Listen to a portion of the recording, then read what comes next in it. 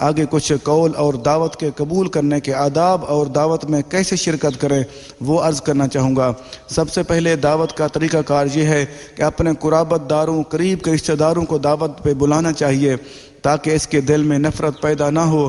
اور دوسرا صلہ رحمی بھی ہے، اگر ہم کوئی بندہ بھی اپنے رشتہ داروں کو یا دوستوں کو یا قریب کے لوگوں کو بلائے گا تو ان کی رشتہ داری کا بھی حق ادا ہوگا، صلہ رحمی بھی ہوگی، اور ان کے دل میں اگر نفرت ہوگی تو نفرت بھی ختم ہو جائے گی، نہیں تو نفرت بھی پیدا نہیں ہوگی۔ اور آگے کیا ہے، اور دوستوں اور جان پہچان والوں میں ترتیب کا خیال رکھنا چاہیے، کیونکہ پہلے اپنے رشتہ داروں کو، قریب والوں کو بلانا چاہیے، اس کے بعد دوستوں کو، اور جو جتنے بھی جاننے والے لوگ ہیں ان کو بھی بلانا چاہیے۔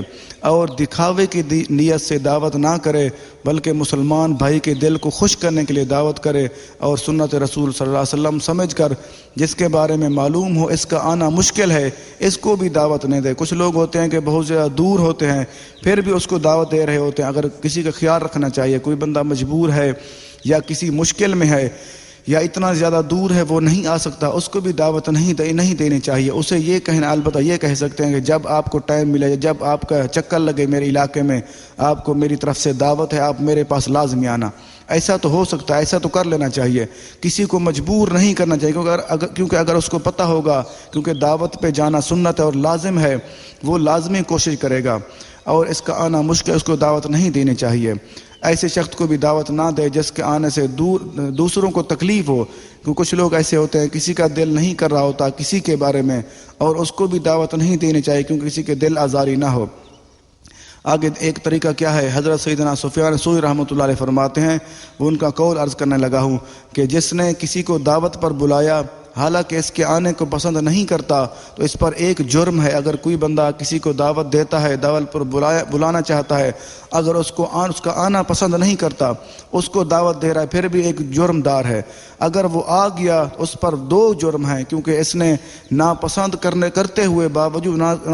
کرنے کے باوجود بھی اس کو کھانے کی ترغیب دلائی۔ اگر اس بات کا علم ہوتا تو وہ ہرگز نہ آتا۔ دیکھو اس کی تھوڑی سی وضاحت کر دوں، وہ فرماتے ہیں اگر کوئی بندہ کسی سے دل سے نہیں چاہتا کسی کو، اس کو بھی نہیں بلانا چاہیے۔ اگر کوئی بندہ بلا لے اس کو، وہ ایک جرم دار ہے، وہ مجرم ہے، کیونکہ اگر اس کو اس چیز کا پتہ چل جائے کیونکہ یہ مجھ سے نفرت کرتا ہے، پھر وہ اس کو کیسا محسوس ہوگا، اس کی زیادہ دل آزاری ہوگی۔ اگر وہ آئے گا تو ایک جرم ہوگا، 2 جرم ہوں گے، کیونکہ ایک اس کو پتہ چلے گا، ایک وہ جرم ہوگا، دوسرا جرم وہ ہے کیونکہ اس کو بلانا بھی نہیں تھا۔ اگر کوئی بندہ کسی سے نفرت کرتا ہے اس کو بھی دعوت نہیں دینی چاہیے، اور ہرگز نہ کھانا، اگر اس کو پتہ چلتا ہے وہ کھانا بھی نہیں کھاتا۔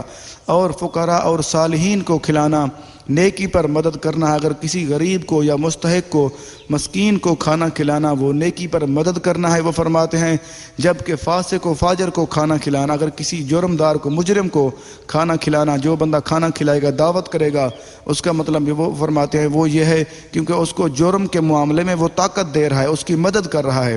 ہمیں اس چیز پہ غور کر لینا چاہیے، کیونکہ اچھے انسانوں کی دعوت کرنی چاہیے اور ان کو کھلانا پلانا چاہیے، کیونکہ وہ اچھائی پہ مدد ہوگی ان کی۔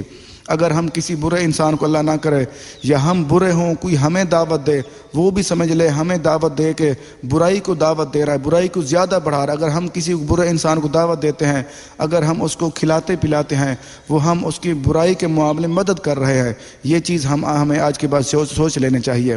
آگے دوسرا طریقہ کیا ہے کہ دعوت قبول کرنے میں امیر غریب کا فرق نہ رکھا جائے، کیونکہ یہ تکبر میں آ جاتے ہیں، یہ جو ممنوع ہے، تکبر کرنا منع ہے، کیونکہ ہمیں اس چیز پہ غور کر لینا چاہیے۔ دعوت جس کو بھی دیں، دعوت صرف اللہ تعالیٰ کی رضا کے لیے ہونی چاہیے۔ ہمیں یہ چیز نہیں سوچنی چاہیے کہ فلاں غریب ہے یا فلاں امیر ہے، فلاں دولت مند ہے یا غریب ہے، ایسی چیز ہم نے بالکل ختم کر دینی ہوگی۔